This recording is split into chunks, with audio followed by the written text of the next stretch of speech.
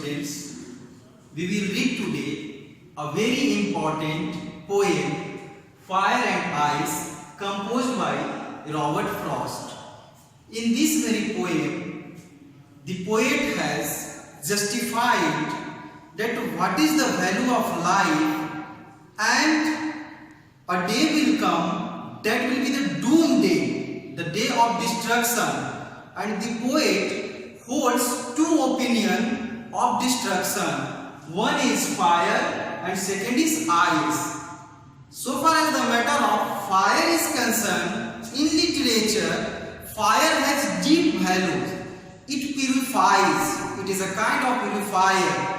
The poet is of the opinion that either the fire will destroy the world or ice will destroy. In this very world, all the men, all the persons are full of hatred. They are the chief reasons of hatred, sufferings. They hate one another so much that this very hatred would be very much responsible to destroy the persons as well as the world. It is a poem.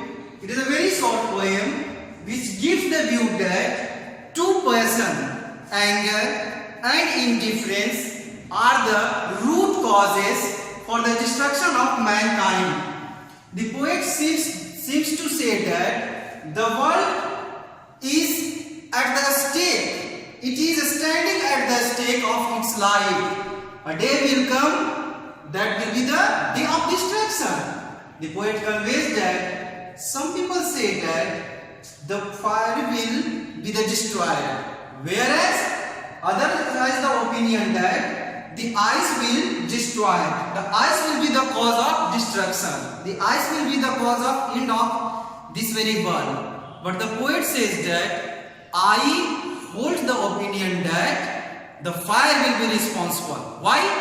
Because there are so much hatred filled inside the heart of human beings that those very persons who are very much jealous to one another, and this very hatred is the great cause to destroy the human beings. So the poet says fire represents the excessive passion, greed, conflict and fury, and this very fury represents very much anger, excessive anger, by which human beings are very much ready to destroy one another.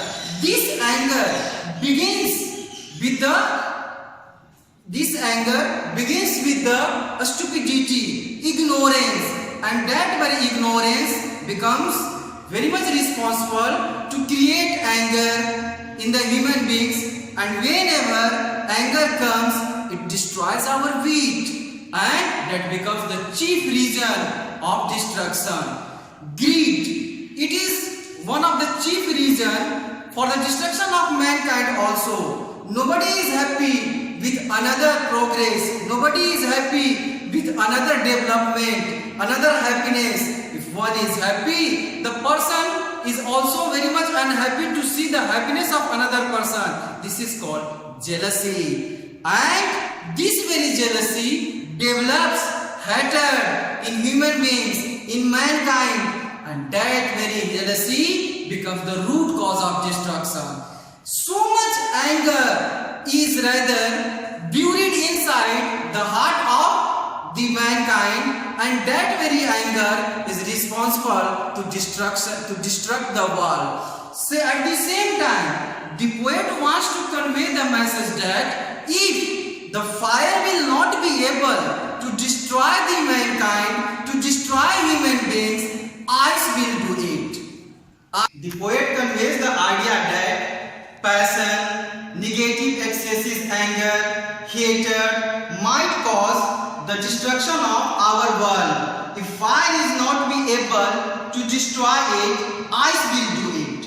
The poet wants to warn us against excess of anger and hatred. He again and again warns us that excess of hatred will be chief reason of destruction. We must protect ourselves and our world from these passions, because these passions are the root cause of destruction. Our world is threatened. Our world is threatened by both fire and ice. The poet warns us that our world is threatened. These symbols, fire and ice. Fire is the symbol of excessive anger, conflict, greed and ice. No doubt in this. These are found in human beings, because human beings are the symbol of making mistake. Nobody is perfect in this. But excess of conflict, anger, hatred is very much responsible to destruct the human beings. Rather, the conflict, greed and ice must be stopped. It is the indifference of hatred, and both are responsible to finish the world. So the poet wants to convey us, rather he wants to give a lesson that we must try to save ourselves from this passion. We must try to establish a world in which there is no scope of excessive negative feelings. Only the power of love can pacify fire and melt ice, meaning therewise nothing is kept in this world. If there would be love, everything will be in very much positive manner. Our relationship, our humanity will be increased, and it will develop our relationship in such a manner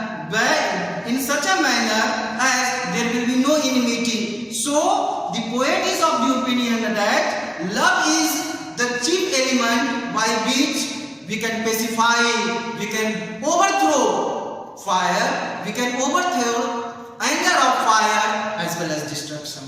This is the poem Fire and Ice. It is a very moral poem, full of moral value.